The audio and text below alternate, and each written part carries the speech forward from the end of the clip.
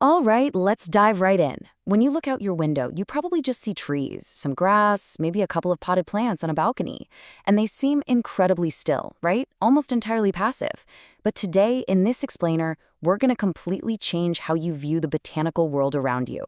We are going to reframe the common plant not just as a simple piece of greenery, but as a highly efficient, self-sustaining manufacturing facility. It's literally a living, breathing factory, operating silently, right under our noses. I mean, really think about this for a second. How does an organism that doesn't have a mouth, doesn't have a stomach to digest food, and has absolutely zero muscles manage to not only feed itself, but also build massive, towering structures that can live for hundreds of years? It's this incredible biological mystery that completely defies gravity and our standard understanding of how living things actually sustain themselves. So here's our roadmap for today. 1. The blueprint of plants. 2. Roots and stems. 3. Leaves as the food factory. 4. Proving photosynthesis. 5. Transpiration and water management. And finally, 6. How we use plants. Let's start right at the beginning. Section 1. The blueprint of plants. It's honestly amazing how neatly we can categorize this vast biological diversity based largely on their stems. At the top end of the scale, we've got trees, like a coconut or a banyan. These are the heavy industry plants with large, hard, woody trunks. Then we scale it down a bit to shrubs, like roses. They've got thin, woody stems but lack that main central trunk. Shrink down even further and we have herbs, think coriander or mint, which just have very small, soft green stems. But then you've got the rule breakers. Climbers, like the money plant, have weak stems and basically hijack the support of other structures to grow upright. And finally, creepers, like pumpkins. Their blueprint dictates they just sprawl along the ground because, well, they have to support the heavy weight of their own fruit. Moving on to Section 2, Roots and Stems, the supply chain. Every factory needs raw materials, right? Well, for plants, that extraction happens down in the soil. And looking here, we see two entirely different approaches to pulling up those resources. On the left, we have the taproot. This is a single, long, thick main root growing straight down. Think of a turnip. It acts like a massive drill. On the right, though, is the fibrous root. Instead of one main drill, this is a sprawling, bunched-up network of fine roots spreading out horizontally, which is exactly what you'd find in grass or wheat. Both systems flawlessly anchor the plant while absorbing essential water and minerals. But here's the thing. The supply chain is amazingly adaptable. Roots do way more than just suck up water. Some have actually evolved specialized functions for extreme environments. Prop roots, like those on a massive banyan tree, grow straight down from branches like architectural pillars for extra support. Climbing roots help grapevines scale walls. Stilt roots grow obliquely downwards to prop up weak stems in sugarcane. And my favorite? In marshy areas where the mud lacks oxygen, mangrove trees develop breathing roots that stick up above the ground to literally catch their breath. Plus, some roots act as underground food vaults, fleshy storage units like carrots and beetroots that we ultimately end up harvesting and eating. Connecting this underground extraction to the rest of the factory is the stem.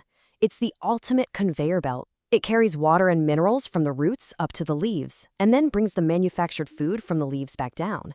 But nature is super clever. Sometimes these stems swell up to act as underground storage vaults themselves. Actually, fun fact, potatoes and ginger? Those aren't roots at all. They're modified swollen stems storing food. All right, Section 3. Let's travel up to the production floor. Leaves the food factory. To run any factory, you need energy. And plants run strictly on solar power. They capture this energy using chlorophyll, which is the green-colored pigment in the leaves. You can basically think of chlorophyll as thousands of microscopic solar panels spread completely flat across the leaf blade, perfectly positioned to trap sunlight. But light just isn't enough. You need chemical inputs too.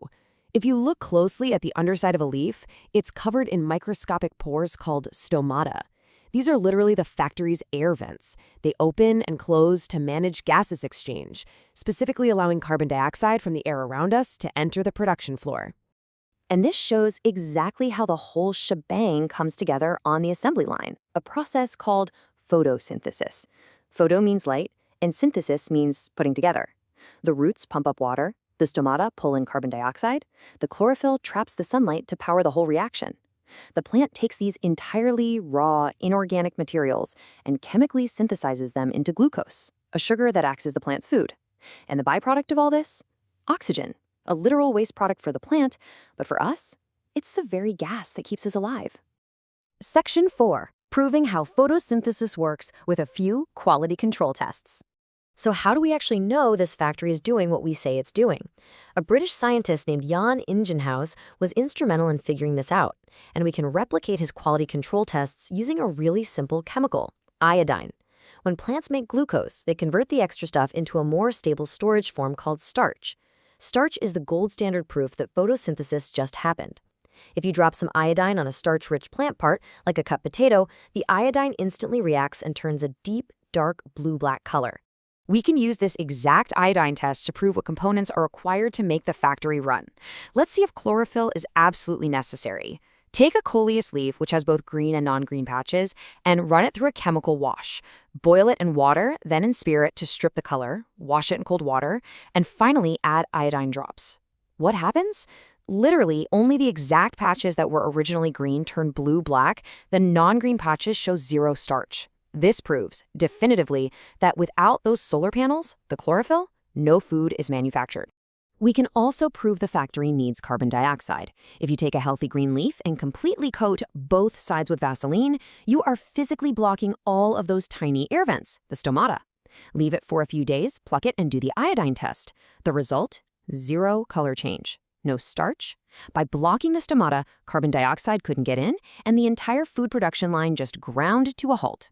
It is such an elegant, visual proof of an entirely invisible chemical reaction. Section 5. Transpiration and water management. Let's look at the cooling system.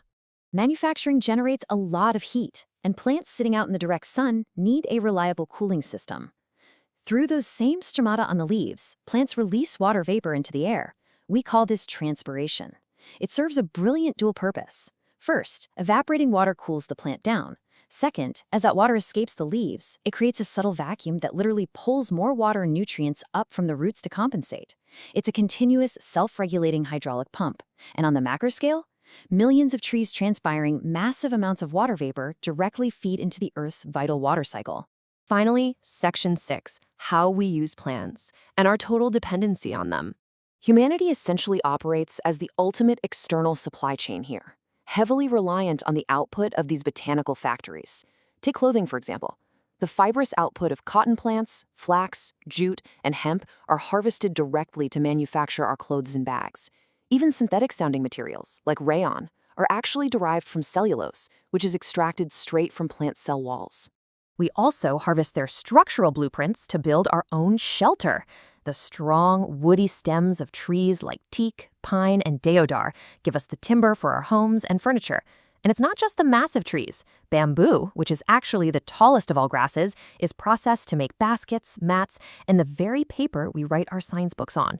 Beyond building materials and clothes, the chemical byproducts of these factories are just astounding.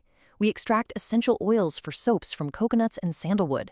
We harvest medicinal compounds from neem, tulsi, and eucalyptus. We even extract the sweet-smelling liquids from jasmine and lavender flowers to make perfumes.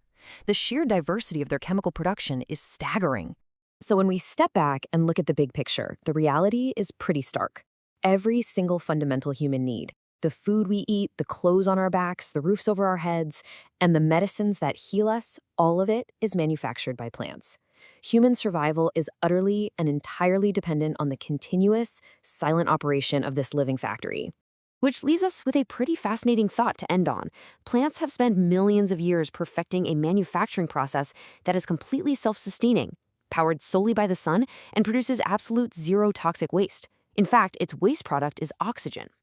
As human industries struggle with pollution, energy crises, and resource depletion, what can our engineers learn by mimicking the brilliant efficiency of the botanical world? It's definitely something to think about the next time you walk past a tree. Thanks for joining me on this explainer, and keep questioning the world around you.